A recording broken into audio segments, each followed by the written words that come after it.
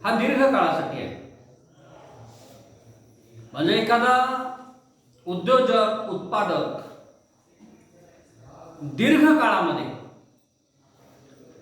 वस्तूचं उत्पादन ज्यावेळेस तो करायला लागतो,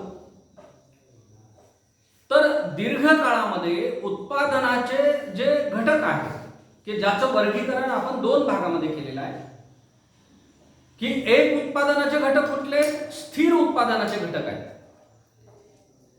आणि दुसरे उत्पादनाचे घटक कुठले, बदलते उत्पादनाचे घटक आहेत. दीर्घकाळ हा मोठा काळ असल्यामुळं उत्पादकाला किंवा उद्योजकाला उत्पादनाच्या स्थिर आणि बदलत्या दोन्ही घटकामध्ये बदल करता येतो. आणि दोन्ही घटकामध्ये बदल केल्याच्या नंतर त्याची उत्पादनाची जी काही स्थिती आहे ती कशी असेल याचं विश्लेषण करण्याचं काम, हा जो सिद्धांत आहे ज्याला परिमाण प्रते नियम आपण त्याला म्हणतो, किंवा उत्पादन प्रमाण फलाचा नियम आपण त्याला म्हणतो, त्याला इंग्रजीमध्ये आपण म्हणतो law of return to scale आपण त्याला म्हणतो. म्हणजे उत्पादन प्रमाण फलाचा नियम किंवा परिमाण प्रत्यय नियम किंवा law of return to scale आपण वेगवेगळ्या नावाने त्याला संबोधतो, की हा सिद्धांत दीर्घ काळासाठी लागू आहे.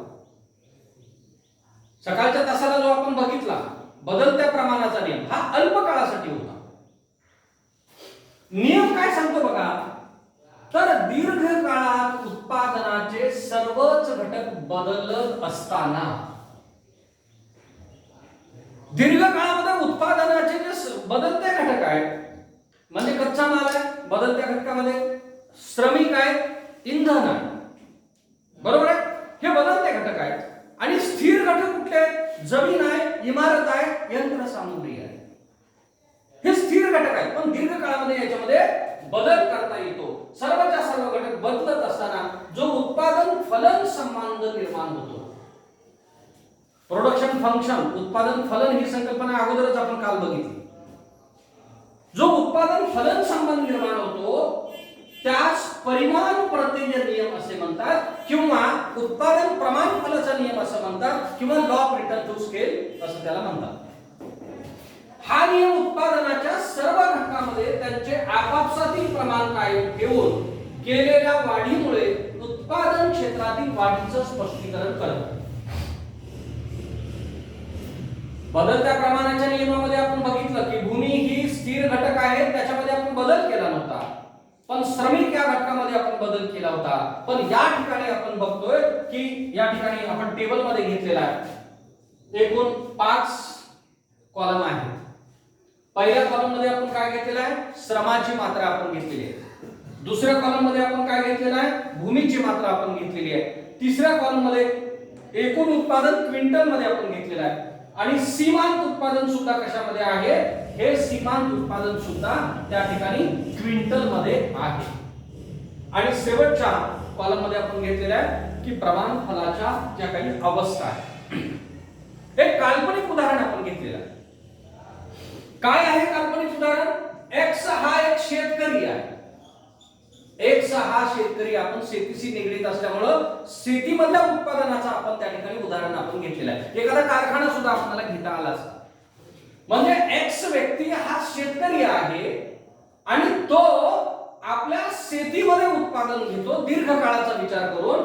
मग आपण बघितलं की त्यानं 1 एकर शेतीवर एक मजूर कामाला लावलेला आहे. 1 एकर शेतीवर एक मजूर कामाला लावलेला आहे. एकूण उत्पादन किती आहे, 2 क्विंटल आहे. सीमांत उत्पादन किती आहे, 2 क्विंटल आहे. त्याने परत 2 एकर शेती केली आणि 2 मजूर कामावर लावले. शेतीचा म्हणजे भूमी हा अल्प काळामध्ये स्थिर घटक असला तरी दीर्घ काळामध्ये त्याच्यामध्ये वाढ करता येऊ शकते. त्यांनी शेती विकत घेतली आणि 2 एकर शेतीवर किती लावले, त्यांनी 2 मजूर म्हणजे आणखीन एक मजूर त्या ठिकाणी वाढवला. एकूण उत्पादन किती झालेलं आहे, 5 क्विंटल झालेलं आहे. सीमांत उत्पादन किती झालेलं आहे, 3 क्विंटल झालेलं आहे. म्हणजे दुसरी जी 1 एकर जमीन आहे आणि दुसरा जो श्रमिक आहे यांनी एकूण उत्पादनामध्ये किती भर घातलेली आहे, 3 क्विंटलची भर घातली. शेवटच्या नगापासून म्हणजे दुसरा मजूर आणि दुसरी 1 एकरची जमीन आहे, त्यांनी एकूण उत्पादनामध्ये 3 क्विंटलची भर घातलेली आहे, म्हणून एकूण उत्पादन किती आहे? 5 क्विंटल गव्हाचं उत्पादन आहे किंवा भाताचं उत्पादन आहे. त्याने 3 एकर जमिनीवर 3 मजूर कामाला लावले, म्हणजे जमीन पण वाढवली त्यानं आणि मजूर पण वाढवले. एकूण उत्पादन किती झालेलं आहे? 9 क्विंटल झालेलं आहे. आणि या ठिकाणी आपण बघितलं की सीमांत उत्पादन किती आहे? 4 क्विंटल झालेलं आहे. उत्पादनाचं हे वाढतं फल आपल्याला त्या ठिकाणी दिसायला लागतं. उत्पादनाची ही वाढत्या फलाची अवस्था आहे. त्याने परत काय केलं? 4 एकर जमीन आणि 4 मजूर कामावर लावले असतात 14 क्विंटल एकूण उत्पादन झालं. आणि सीमांत उत्पादन किती आहे? 5 क्विंटल आहे. म्हणजे 4थी एकर जमीन आणि 4था मजूर यांनी एकूण उत्पादनामध्ये कितीची भर टाकलेली आहे? 5 क्विंटलची त्यांनी भर टाकलेली आहे. परत त्यांनी 5 एकर जमीन 5 मजूर, 6 एकर जमीन 6 मजूर त्यांनी कामावर लावले असताना 19 क्विंटल एकूण उत्पादन आणि 24 क्विंटल एकूण उत्पादन होतं. पण सीमांत उत्पादन कसं आहे? 5 क्विंटल स्थिर आहे. ही उत्पादनाची दुसरी अवस्था. त्याच्यापेक्षा परत त्यांनी आपल्या जमिनीचं आकारमान वाढवलं. 7 एकर जमीन 7 मजूर, 8 एकर जमीन 8 मजूर, 9 एकर जमीन 9 मजूर. तर एकूण उत्पादन किती झालेलं आहे? 28 क्विंटल, 31 क्विंटल आणि परत त्या ठिकाणी किती? 33 क्विंटल. परत 33 क्विंटल असं उत्पादन झालेलं आहे. आता बघा 7व्या मजुरांनी आणि 7वी जी काही एकर जमीन आहे त्यांनी एकूण उत्पादनामध्ये कितीची भर टाकलेली आहे? 4 क्विंटलची. घटायला सुरुवात झाली आहे. इथं काय आहे? वाढती अवस्था आहे. इथं वाढायला लागलेला आहे. इथं काय आहे? इथं स्थिर अवस्था आहे. सीमांत उत्पादन स्थिर आहे. इथं काय आहे? सीमांत उत्पादनामध्ये घट व्हायला लागलेली आहे. म्हणजे 7वा मजूर, 8वा मजूर, 9वा मजूर, 7वी एकर जमीन, 8वी आणि 9वी ह्या जमिनीपासून जर बघितलं तर 4 क्विंटल, 3 क्विंटल आणि 2 क्विंटल म्हणजे सीमांत उत्पादनामध्ये काय झालेली आहे? घटीची अवस्था आपल्याला दिसून येते. आता हे सुद्धा का होतं? तर ह्या मितव्यय येतात तिथं काम करतात की सुरुवातीला त्या शेतकऱ्याला की 3 एकर जमिनीचं मॅनेजमेंट करणं ठीक आहे, बरोबर आहे. त्याला अंतर्गत मितव्ययता मिळतात. जमिनीचा आकारमान, कारण कमी जमिनीवर शेती करणं पण परवडत नाही. पण जसं जसं आकार वाढेल, मजुराची संख्या वाढेल, तसतसं ती त्याला परवडणारी शेती निर्माण होते आणि त्याला परवडणारी शेती झाल्यामुळं सीमांत उत्पादनामध्ये वाढ होते. आणखी त्यानं शेतीचा आकार आणि मजुरांचा आकार वाढवला आपल्या त्या ठिकाणी उत्पादनामध्ये. त्यावेळेस त्याच्यामध्ये ज्या अमितव्ययता, डिसइकॉनॉमी सक्रिय व्हायला लागतात आणि त्याच्यामुळे काय होतं? त्या ठिकाणी ते उत्पादन वाढण्याच्या ऐवजी सीमांत उत्पादन ते स्थिर राहतं. त्याच्यापेक्षा जास्त त्याने जर व्याप वाढवून जर घेतला, त्याच्यापेक्षा जास्त शेती जर त्यांनी घेतली कसायला आणि जास्त मजूर जर कामाला लावलं तर ज्या काही अंतर्गत आणि बहिर्गत अमितव्ययता, डिसइकॉनॉमिक्स त्या ठिकाणी सक्रिय होतात. म्हणजे त्याला नुकसानी व्हायला सुरुवात होते, त्याला तोटे व्हायला सुरुवात होतात आणि त्याचा परिणाम म्हणून सीमांत उत्पादनामध्ये घट व्हायला लागते दीर्घकाळामध्ये सुद्धा. हेच आपण आकृतीच्या सहाय्याने बघितलेलं आहे. त्या आकृतीमध्ये OX अक्षावर आपण काय घेतलेलं आहे? उत्पादनाचे घटक घेतलेले. कोणते उत्पादनाचे घटक आहेत? 2च घेतलेले आहेत. उत्पादनाचे अनेक घटक असतात, पण तिथं काल्पनिक उदाहरणामध्ये आपल्याला समजून यावे म्हणून X या शेतकऱ्यानं कुठले घटक आपण घेतलेले? भूमी आणि श्रम.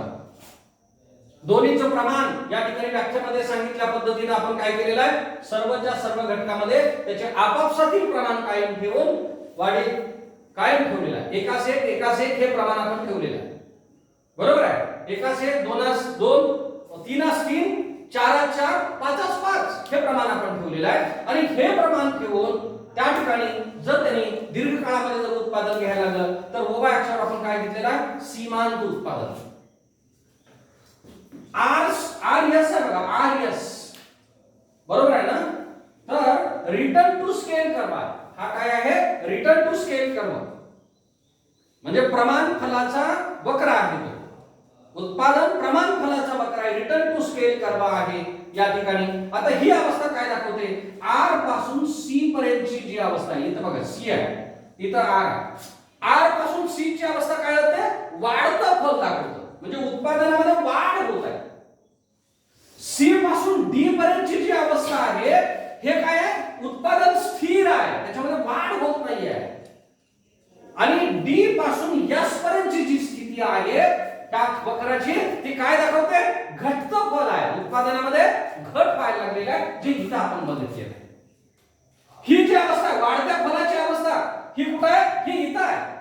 स्थिर फलाची अवस्था ही कुठे आहे, ही इथं आहे. आणि घटत्या फलाची अवस्था ही कुठे आहे, या ठिकाणी आहे. म्हणजे अशा पद्धतीनं दीर्घ काळामध्ये सुद्धा या ठिकाणी जर उत्पादन घेत असताना उत्पादनाच्या दोन्ही घटकामध्ये ज्यावेळेस बदल करता येतो, त्या दोन्ही घटकामध्ये बदल केल्यामुळं त्या ठिकाणी सुरुवातीला वाढतं फल मिळतं, नंतर स्थिर फल मिळायला लागतं, त्याच्यानंतर घटतं फल मिळायला लागतं.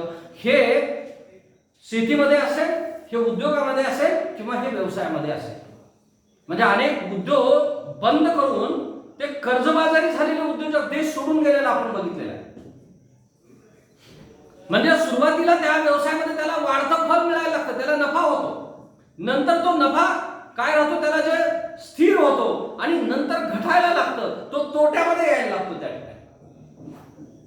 तर दीर्घ काळामध्ये उत्पादन घेत असताना तुम्ही भविष्यामध्ये विद्यार्थी तुमचं शिक्षण पूर्ण झाल्याच्या नंतर एखादा उद्योग व्यवसाय जर तुम्ही जर सुरू केला, कुठलं उत्पादन तुम्ही करायला लागला, तर हे प्रमाण किती ठेवावं, किती व्याप आपल्या उद्योगाचा वाढवावा, किती व्यवसायाचा आपण व्याप वाढवावा, आणि किती प्रमाणावर हे प्रमाण आपण ठेवलं तर आपल्याला जास्तीत जास्त नफा मिळेल, किती त्याच्यापेक्षा जास्त जर झालं तर आपल्याला नुकसानीला सामोरं जावं लागेल, याचं मार्गदर्शन हा सिद्धांत करतो. दीर्घ काळामध्ये उत्पादन